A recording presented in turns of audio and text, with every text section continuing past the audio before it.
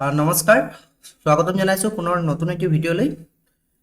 আজি আমি এইটো ভিডিঅ'ত মেইল মাৰ্জৰ সম্পৰ্কে অলপ আলোচনা কৰিম যে মেইল মাৰ্জ আমি কেনেকৈ ব্যৱহাৰ কৰিব পাৰোঁ। থিয়ৰি আমি অলপ চাম আৰু লগতে প্ৰেক্টিকেল আৰু একেবাৰে সিম্পল ৱেত চাম। বহুতে মেছেজ কৰি আছিলে মেইল মাৰ্জ সম্পৰ্কে ভিডিঅ' এটা বনাবলৈ, গতিকে আজি ভিডিঅ'টো একেবাৰে ইজি ৱেত আমি কেনেকৈনো মেইল মাৰ্জ ব্যৱহাৰ কৰিব পাৰোঁ সেই সম্পৰ্কে চাম, গতিকে স্কিপ নকৰাকৈ সম্পূৰ্ণকৈ চাব। তো first of all mail merge আচলতে হয় কি আমি সেইটো চাই লওঁ। মেইল মাৰ্জ হৈছে মাইক্ৰ'ছফ্ট ৱৰ্ডৰ এটা পাৱাৰফুল টুল যিয়ে নেকি আমাক এলাউ কৰে to quickly create personalize documents, যেনেকৈ লেটাৰ হ'ব পাৰে, ইমেইলছ হ'ব পাৰে, levels, envelopes for a large group of people all at once. এইটো ডেছক্ৰিপটিভ টাইপৰ কুৱেশ্যনৰ কাৰণে আপোনালোকে মনত থৈ দিব পাৰে। চিম্পল ৱেত যদি আমি চাব বিচাৰোঁ বা ক'ব বিচাৰোঁ যে মেইল মাৰ্জ হয় কি, এক্সাম্পল এটা আমি যদি কওঁ, ধৰক আপুনি 100জন মানুহক বা 500জন মানুহক কোনো ইনভিটেশ্যন লেটাৰ পঠিয়াব লাগে। এইটো মেৰেজ ৰিলেটেড হ'ব পাৰে, বাৰ্থডে পাৰ্টি ইনভিটেশ্যনো হ'ব পাৰে। চ' 100জন মানুহক যদি পঠিয়াব লগা হয়, আমি বাৰে বাৰে 100বাৰ নাম টাইপ কৰা, এড্ৰেছবিলাক টাইপ কৰা বহুত সময়ৰ প্ৰয়োজন হ'ব। গতিকে আমি তাৰ কাৰণে কি কৰিব পাৰোঁ, মেইল মাৰ্জ ব্যৱহাৰ কৰিব পাৰোঁ। আৰু এক্সেল শ্বীটত যদি আমি এক্সট্ৰাকৈ তেওঁলোকৰ নাম, এড্ৰেছ, ফোন নম্বৰ, মেইল আই ডি ভৰাই থৈ দিওঁ, তেতিয়াহ'লে লেটাৰবিলাক পঠিয়াবলৈ খুব সহজ হয়। আমি বাৰে বাৰে আৰু টাইপ কৰি থকাৰ প্ৰয়োজন নাই। গতিকে আজি এইটো ভিডিঅ'ত আমি এক্সেলৰ জৰিয়তে কেনেকৈ ব্যৱহাৰ কৰিব পাৰোঁ সেইটো চাম। কেতিয়া ব্যৱহাৰ কৰে বা কিয় ব্যৱহাৰ কৰে এইটোতো বুজি পাইছে যে সৰহসংখ্যক মানুহক যদি আমি পঠিয়াব লগা হয় কিবা ডকুমেণ্টছ, লেটাৰ্ছ এইবিলাক, তেতিয়াহ'লে মেইল মাৰ্জ টুলটো খুবেই হেল্পফুল হয়। ধৰক ইয়াত এটা ইনভিটেশ্যন লেটাৰ আছে, বাৰ্থডে পাৰ্টি ইনভিটেশ্যন, আৰু আমি পঠিয়াব লাগে 100জন মানুহক। 100জন মানুহক বাৰে বাৰে ডিয়েৰ, তাৰপিছত নেম, আকৌ এড্ৰেছ, যদি প্ৰয়োজন হয় মোবাইল নাম্বাৰ, ইমেইল আই ডি টাইপ কৰিবলৈ বহুত সময়ৰ প্ৰয়োজন হ'ব। তাৰ কাৰণে আমি কি কৰিব পাৰোঁ, আমি এক্সেল শ্বীটত যদি তেনেকৈ ভৰাই থৈ দিওঁ। ইয়াত এক্সেল শ্বীট মই প্ৰিপেয়াৰ কৰি থৈছোঁ, যেনেকৈ ধৰক টাইটেল আছে, first name, last name, email, recipient address, city, state. আমি মন গ'লে আৰু বেলেগো ভৰাব পাৰোঁ ইয়াত, যি ইচ্ছা আৰু যিমানখিনি আমাৰ প্ৰয়োজন হয়। যেনেকৈ ধৰক ইয়াত মোবাইল নাম্বাৰ নাই, যদি প্ৰয়োজন হয় মোবাইল নম্বৰ ভৰাব পাৰোঁ, যদি পিন নাম্বাৰ লাগে পিন নম্বৰ ভৰাব পাৰোঁ। চ' এইটো হৈছে এটা জাষ্ট ডিটেইলছ, আৰু 6জন ব্যক্তিৰ ডিটেইলছ আছে আৰু তেওঁলোকক ইনভিটেশ্যন লেটাৰ পঠিয়াব লাগে। এতিয়া মই যদি অমিত ডেকাক পঠিয়াব লগা হয়, আকৌ এড্ৰেছ লিখিব লগা হয়, তো বাৰে বাৰে কি কৰিব লগা হ'ব, মই ইয়াত গৈ এবাৰ ডিয়েৰ অমিত ডেকা এড্ৰেছ লিখিম, আকৌ তলত আকৌ কি লিখিব লাগিব, আকৌ বেলেগ এজনৰ নাম লিখিব লাগিব, আকৌ এড্ৰেছ লিখিব লাগিব। কিন্তু এক্সেল শ্বীটত যদি মই তেনেকৈ ভৰাই থৈ দিওঁ, তেতিয়া কি হ'ব, কামটো সোনকালে হ'ব। কেনেকৈ আমি চাওঁ।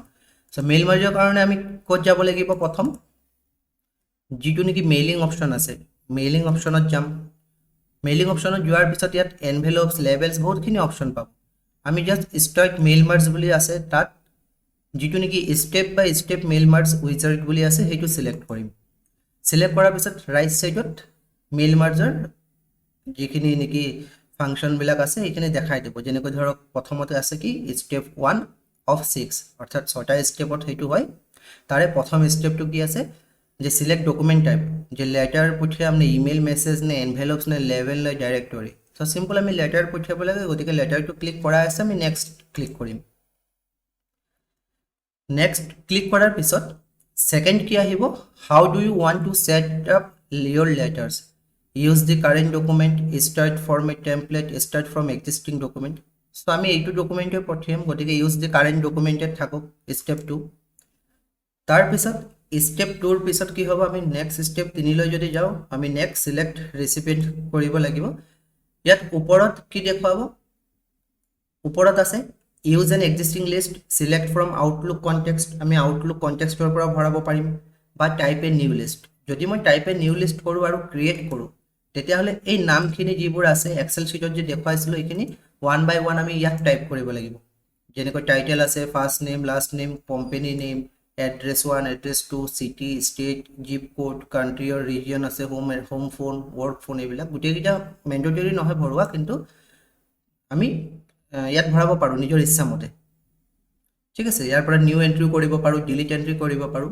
গতিকে ইয়াৰ পৰা আমি ইউজ নকৰোঁ, আমি ক'ৰ পৰা ইউজ কৰিম, এক্সেল শ্বীটৰ পৰা। গতিকে use N existing list click কৰাই থাকক, ব্ৰাউজত ক্লিক কৰিম।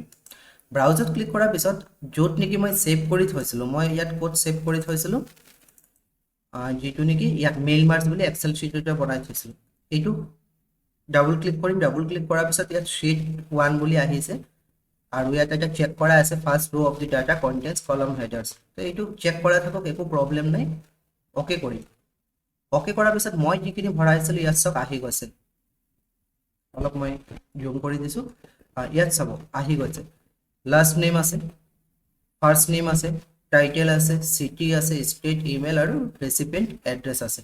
আমি যদি সৰ্টিং কৰিব লগা হয়, ধৰক ইয়াতো 6 জনৰ ডিটেইলছ আছে, যদি বহুতৰ থাকে তেতিয়া সৰ্টিং কৰিব পাৰো, ফিল্টাৰ কৰিব পাৰো, ডুপ্লিকেট যদি সোমাই আছে ডুপ্লিকেটো কৰিব পাৰো, যদি কাৰোবাক বিচাৰিব লগা হয় ইয়াৰ পৰা আমি ফাইন্ড ৰেচিপিয়েন্টটো কৰিব পাৰো। তে সিলেক্ট কৰাৰ পিছত কি হ'ব, ইয়াত আহি গৈছে গোটেইখিনি এক্সেল শিট।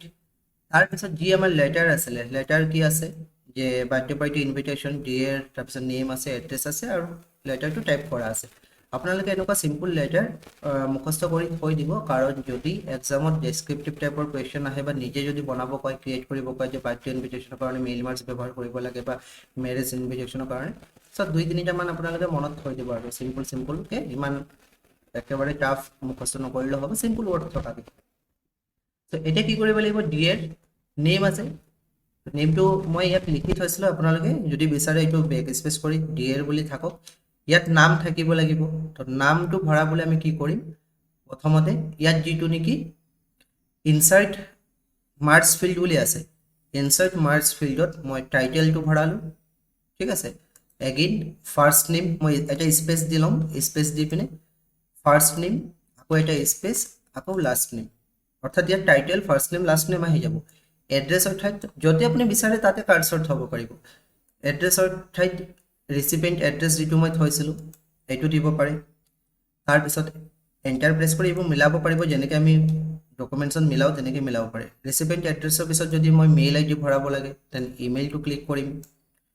ইমেইলৰ পিছত যদি মই বিচাৰোঁ যে চিটি ভৰাব লাগে তেন চিটিটো ক্লিক কৰিব লাগিব, এণ্টাৰ প্ৰেছ কৰি, আৰু পিছত ইনসাৰ্ট মাৰ্জ ফিল্ডত গৈ আমি ষ্টেটটো ক্লিক কৰিব পাৰোঁ। এইখিনি এড কৰাৰ পিছত প্ৰথমতে কি আহিছে, dear, title, first name, last name, recipient address, email, city, state আহিছে।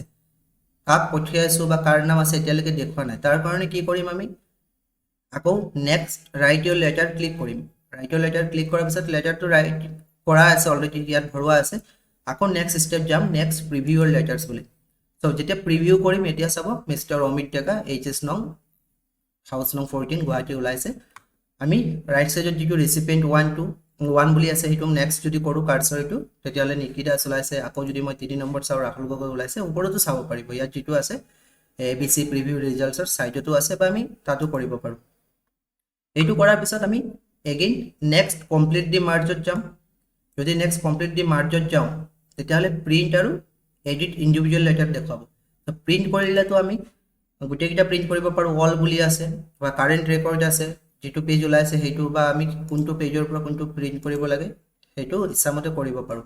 আৰু যদি মেইল পঠিয়াব লগা হয় ধৰক আউটলুকৰ পৰা, তেতিয়াহ'লে আমি ফিনিশ এণ্ড মাৰ্জ বুলি আছে যে তাত সেন্ড ইমেইল মেছেজ বুলি কৰিব পাৰোঁ, যদি কাৰোবাক মেইল পঠিয়াব লগা হয়। সো যেতিয়া নেকি সেন্ড ইমেইল মেছেজ বুলি পঠিয়াব, আপোনালোকৰ তাত এনেকুৱা ওলাব যে merge to mail message options to, ইয়াত ইমেইল চিলেক্ট কৰিব লাগিব। দেন ইমেইল কিয় চিলেক্ট কৰিছোঁ, এতিয়া মই ইয়াত ইমেইল বুলি লিখিছোঁ কাৰণে ইমেইল চিলেক্ট কৰিব লগা হ'ল।